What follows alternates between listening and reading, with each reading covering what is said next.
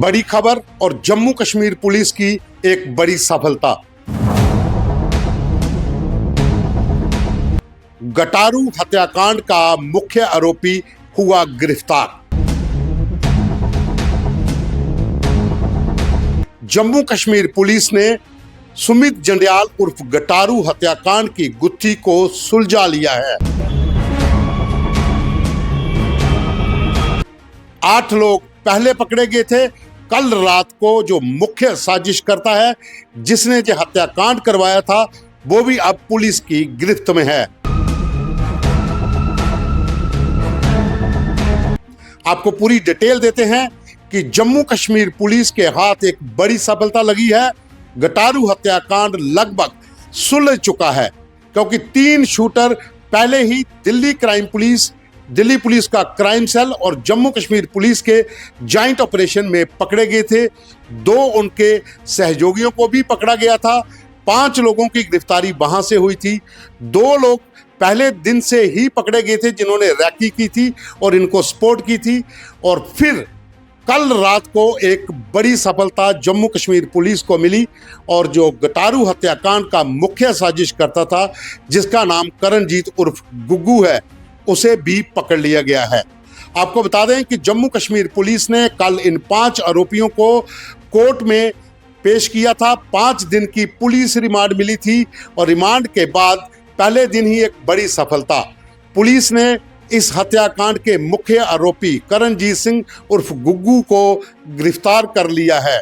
और जो जानकारी मिल रही है, इस हत्याकांड का जो मुख्य साजिश करता है, वो इस समय मलेशिया में बैठा हुआ है। बिक्की सलाथिया, जो कि खौफ गैंग का तथाकथित मुखिया है, क्योंकि खौफ गैंग का एक और मुखिया इस समय जेल में है, जिसका नाम अब्बू जट है। तो उसके ही कहने पर मलेशिया से कॉल आती है। करणजीत गुग्गू जो है, वो पूरा इस हत्याकांड को अंजाम देने की प्लानिंग करता है। 3 शूटर बुलाए जाते हैं, 3-4 उसके सपोर्टर मंगवाए जाते हैं और उसके बाद शास्त्री नगर में एक किराए के मकान के अंदर इसकी प्लानिंग होती है कि किस तरह से गटारू को मारना है। गटारू, जो कि विजयपुर का रहने वाला था, उसका पूरा नाम सुमित जंडियाल था और वहाँ पर वह जमीन का धंधा, ऑनलाइन सट्टा व तमाम चीज़ों में वो भी शामिल था। पुलिस ने उसको भी पीएसए के तहत जेल भेजा हुआ था और पीएसए से छूट कर ही वो वापस आया था। उसका भाई भी उसके साथ जेल में था। लेकिन गटारू को उस समय टारगेट किया गया जब वो विजयपुर से जम्मू शिफ्ट हो गया था और यहाँ से अपने घर जा रहा था। एक थार कार, आपने देखा होगा 21 जनवरी को जम्मू के जीउल चौक में, वहाँ पर थार कार की पूरी रैकी होने के बाद जब वो टर्न लेती है तो उसे वहाँ पर रोका गया और फायरिंग की गई। 3 शूटर उसमें शामिल थे। गटारू की मौके पर मौत हो गई थी। उसके बाद पुलिस ने धरपकड़ शुरू की, कई टीमों का गठन हुआ, जगह जगह पर छापेमारी शुरू हुई और आखिर इस गुत्थी को लगभग अब सुलझा लिया गया है। कुछ 1-2 गिरफ्तारी और होनी है, उसके लिए पुलिस ने अपना जाल बिछाया हुआ है। ये एक बड़ी सफलता है, क्योंकि 21 जनवरी के बाद जम्मू कश्मीर पुलिस पर कई तरह के सवाल उठना शुरू हो गए थे कि आखिर पुलिस क्या कर रही है, अभी तक लोग पकड़े क्यों नहीं जा रहे। वहीं दूसरी ओर शहर के भीतर और भी कई ऐसे कांड हो गए जिसे लेकर पुलिस निशाने पर आ गई। वो चाहे ग्रेटर कैलाश का फवारा चौक में एक सुनार की दुकान पर डकैती हो, जहाँ पर कल जो मडाल फ्लाई में गोलीबारी हुई, एक गाड़ियों के शीशे तोड़ दिए गए, वहाँ ज़मीनी विवाद को लेकर 2 लोग आपस में टकराए, वो भी किसी न किसी तरीके से गैंगस्टरों से ही जुड़े हुए लोग हो सकते हैं। पुलिस उसकी जांच अभी कर रही है। लेकिन गटारू गैंग और खौफ गैंग, इन दोनों की जो अपने वर्चस्व की लड़ाई थी, दरअसल दोनों गैंग चाहते थे कि जम्मू कश्मीर के भीतर किसी न किसी गैंग का बड़ा बोलबाला हो और दोनों गैंग आपस में लड़ते आ रहे थे।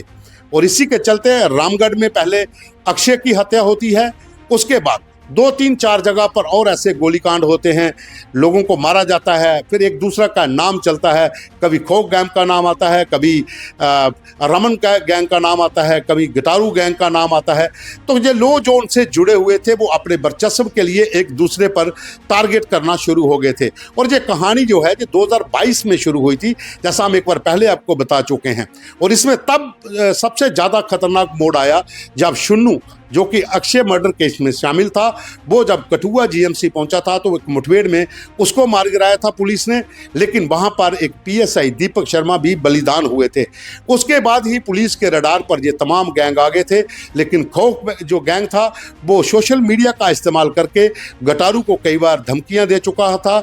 वहां पर वो वीडियो डालते थे, लोगों को धमकाते थे, और उसके बाद अपने वर्चस्व को बनाए रखने के लिए दोनों गैंग के भीतर लड़ाई होती है, अलग अलग जगह के ऊपर रैकियां होती हैं।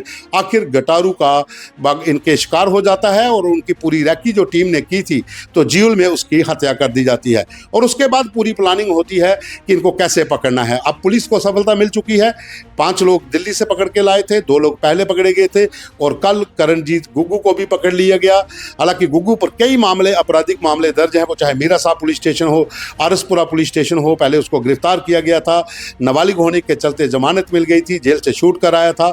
उसके बाद उसने फिर इन गतिविधियों में शामिल हो गया और कल उसको इस पूरे हत्याकांड का मुख्य साजिशकर्ता के तौर पर आपराधिक मानते हुए गिरफ्तार किया है पुलिस ने। क्योंकि डिटेल्स कॉल्स जहाँ इन्वेस्टिगेशन पुलिस की ये बताती है कि जो बिक्की, जो खौफ गैंग का मुखिया है, जो मलेशिया में है, उसने वहां से पूरी साजिश रची थी और करणजीत को यहां पर इस हत्याकांड को अंजाम देने के लिए तैयार किया था, पैसा भेजा था। वो पैसा जो एक स्वास्थ्य कर्मी है जिसने रैकी की थी उसके अकाउंट में आया था।